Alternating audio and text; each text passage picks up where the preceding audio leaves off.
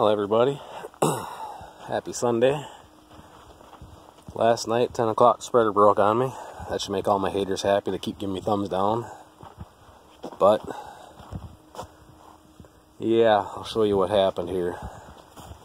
Last load, I've got about a 2-foot wide strip in that field that didn't get covered. I got to the back, turned around, come back about 50 yards, and the hay overwhelmed the back beater and broke the chain. This drive chain broke the half link in it, so I need to get a new half link. Probably going to buy a whole new 80H chain.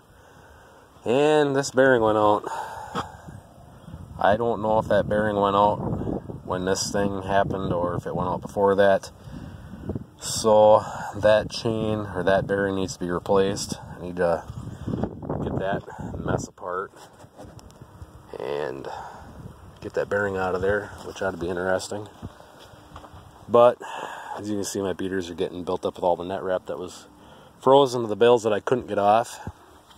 And you know, when you have the bottoms of every bale that's froze on about 250 bales, that little bit of net wrap adds up in a hurry. So, but anyhow, this was all packed full of hay way back past the beaters.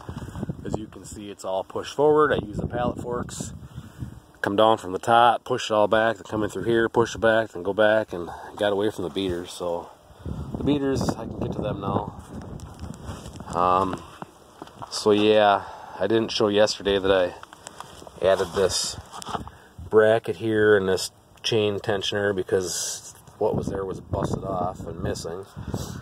And on the bottom there, I used the other half of that 4x4 block to make a chain tensioner for that chain because that one was also MIA. But as you can see here, this sprocket, the teeth are just about gone. So once we are done hauling manure, I'm going to get this gearbox out of there and change that sprocket. And I'm probably going to change the sprocket at the other end, which the camera's probably not going to focus on it, but the other one's not near as bad, but the teeth are getting thin, so I might just change them at the same time. And what I'm probably going to do is I'm going to drop this sprocket down like 2 teeth, maybe 4, just to speed the beaters up just a little bit. So, but yeah, anyhow, that's where we're sitting today. I got about half the pile hauled out, so there's a lot of hay in there, but I did that on purpose this year. Next year I'm not going to do it that way. We're going to get some new bale feeders and feeding bale rings again. And we'll just get more corn stalk bales to build a pile. Corn stalks work really good in here. It spreads them beautifully. But I'm probably going to take this 12 chain or this 12 sprocket off and put a 16 on there until I get that pile hauled out, and then I'll put the 12 back on. After we get that pen pack hauled out, that stuff that's all hay, doesn't take much to change that sprocket. So we'll slow the apron down until we get this hay stuff out of here. And it really didn't help all this net wrap building up on there. I knew it was building up. I should have stopped it a couple loads earlier and cleaned it off, but I want to get that field covered last night. So anyhow, little tractor's getting it done. Spreader's a little much for it, but in the hills I just won't heap the spreader like I have been. So once I get to doing that side hill, I'm going to go over them corn stalks, start the bottom of the hill, work the way up. I just won't fill the spreader full, obviously. Don't have to have a huge tractor to get the job done. You just got to be smart.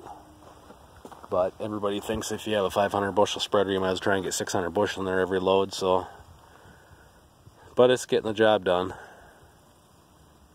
So it doesn't take any power really to run it. It's just the weight of the tractor pulling the hills. Just don't fill the spreaders full. So, but a bigger tractor would be nice. But making payments sucks. So for right now, this tractor is going to keep doing the job. But anyhow, now it's time to put a couple loads of shale in the steers onto the shed, because there's a big hole in there from back when I had pigs in there. They dug it all out. So I'll show that.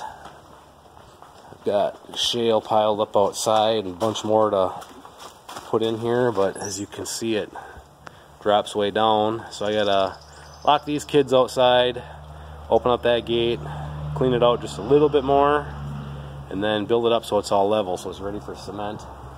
And that pile of shale out there, we're gonna grade that down so it's ready for concrete, because we're gonna go 12 feet out farther. Right now that pad's 22, so we're gonna add 12 feet to it by 72 long. The pen is 66 feet long, so we'll have concrete going outside, so hopefully we don't get deep ruts. So then we might pour cement the first 18 feet here, that way I can come in the end and turn without digging everything up, and I wouldn't necessarily have to kick these guys outside to bed them down versus the cows. This gate needs to get moved back down to the end, down here, and then we need to get them posts set, get the laser out here, get everything set for level, build that up with shale, and be ready to pour concrete at that end, or cement. And then we might pour a 12-foot apron along the side here back to the water, so underneath the drip line of the eaves is on cement. And then next year we'd like to go another 24 feet by 72 feet. And then basically the cow apron would be the same size as the steer apron. Then we can feed on cement. And then I got a price on 3-inch minus limestone, lime rock. We're probably going to put to build everything else up out there over top of the shale. The shale is somewhat holding up, but I hate them big chunks of shale that get picked up by the skid steer putting a spreader, and then it ends up out in the field. So we're going to put some 3-inch minus lime rock over top of everything, so that way if we scoop anything up, it's going to be limestone or lime and not shale, because lime will break down over time and it's just better than shale. So when you put 3-inch minus down, you know that 3 inches is the biggest anything can be in there. That's a lot easier on manure spreaders than when you get chunks of shale in there that are about a foot by a foot. So anyhow, that's the plan for today. They're talking rain tomorrow, so probably run to Fleet Farm and get a battery for the 4020 and get parts for that spreader, get some other things, and if it is raining, probably get the corn planter put back together. So yeah, it gets dry quick here. The dust is blowing. You know, there's still wet spots down in the low part, but the hillsides are dry. Really, I could be planting corn right now if I wanted to, but it's still getting too cold at night, so we're gonna wait. We'll let that winter rye grow up as much as it can before we spray it off. So that's just gonna add more organic matter in the soil, and then that mulch on top will help protect the tops, you know, from the sun, so it doesn't bake when it gets too hot. Help keep the ground cooler until the corn canopies. So that's the plan as of right now. But anyhow, thanks for watching, everybody, and stay tuned for more. Hopefully this week we get some oats planted. We're going to plant that hillside and oats. So we got some oats to combine, we'll have some rye to combine, we'll have some beans to combine, some corn to combine. We'll have all kinds of crap to do this year. So anyhow, thanks for watching, stay tuned for more, and I'll catch you on the next one.